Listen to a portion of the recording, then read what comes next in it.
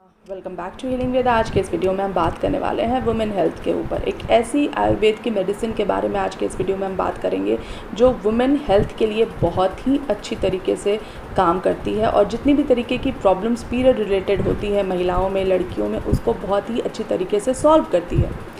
ये problems PCOS, PCOD की हो सकती है, इरेगुलर पीरियड्स की हो सकती है, बहुत ज़्यादा हैवी ब्लीडिंग अगर पीरियड्स के दौरान हो रही है तो उसके लिए भी बहुत ज़्यादा यूज़फुल हो सकती है।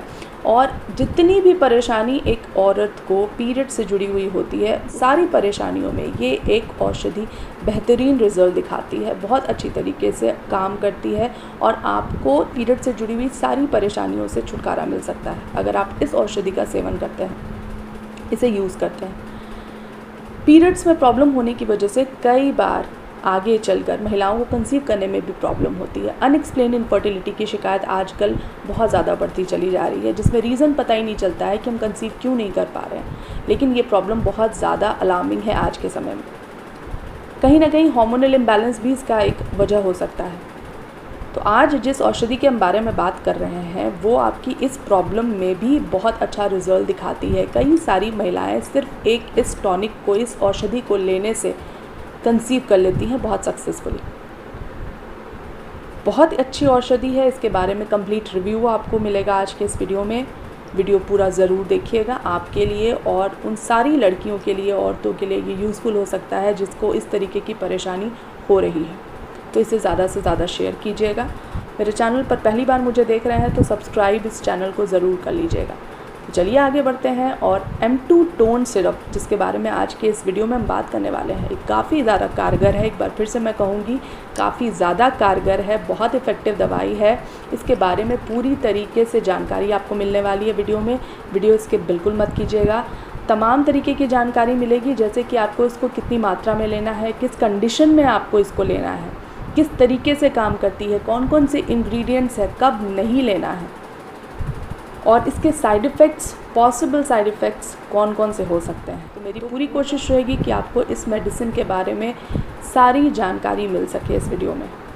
तो चलिए आगे बढ़ते हैं और जान लेते हैं M2 टोन सिरप के बारे में पूरी तरीके से। बात आपके स्वास्थ्य की है, महिलाओं के स्वास्थ्य की है, तो ध्यान से इस वीडियो को ज़रूर देखिएगा।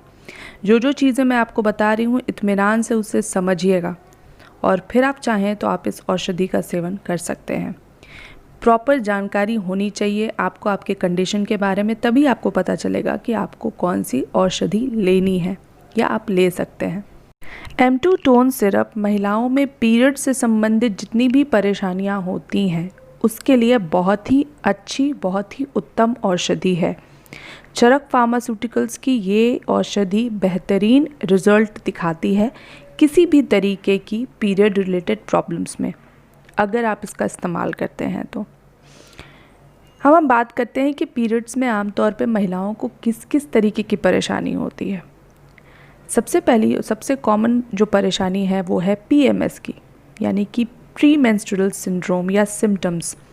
पीरियड शुरू होने के पहले जो सारे सिम्टम्स होते हैं उसके बारे में यहाँ हम बात कर रहे हैं। बहुत कठिन समय होता है, कमर में दर्द, पेड़ों में दर्द, चिड़चिड़ापन और शरीर में ऐंठन, तमाम तरीके की चीज़ें होती हैं। कई बार इस PMS के चलते महिलाओं में डिप्रेशन तक की परेशानी देखने के लिए मिलती है। तो PMS की बात कर लें। इरेगुलर पीरियड्स, किसी भी तरीके की मासिक धर्म में अगर अनियमितता है तो वो M2 टोन से हम सही कर सकते हैं।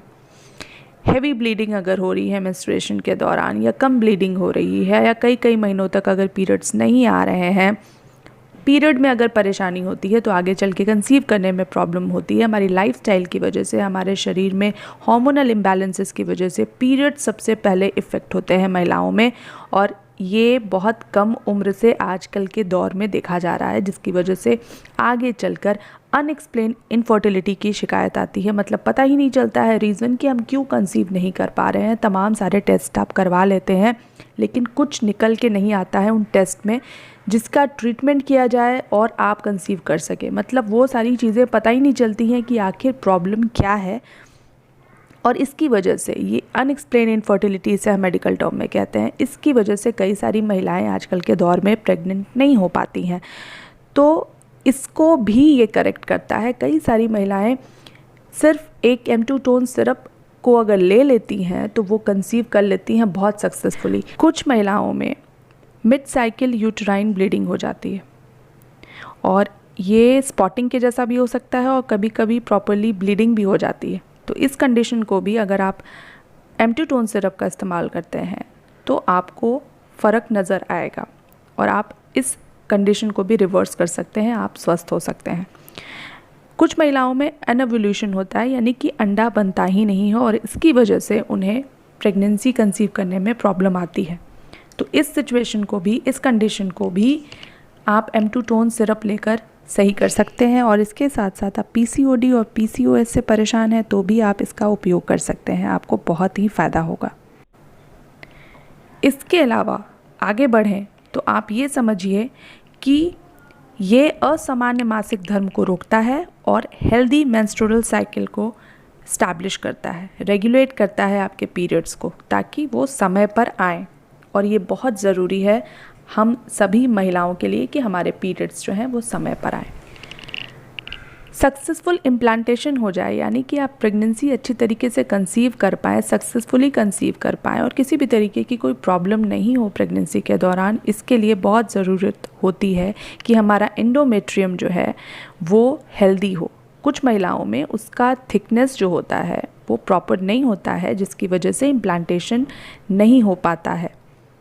सारी चीज़ें सही रहती हैं, एंडोमेट्रियम की थिकनेस सही नहीं होने की वजह से आपका जो अंडा है, आपका अंडा फर्टिलाइज होने के बाद यूटेराइन कैविटी में इम्प्लांट नहीं हो पाता है, जिसकी वजह से आप कंसीव नहीं कर पाती हैं। तो उसमें भी एंडोमेट्रियम लाइनिंग को ये सुधारता है ताकि इम्प्लांटेशन सक्सेसफुल हो सके और आपको कंसीव करने में मदद मिल सके। तो ये सारी खूबियाँ मैंने आपको बताई एम्प्टूटोन सिरप की। अब हम जान लेते हैं इसके इंग्रेडिएंट्स के बारे में।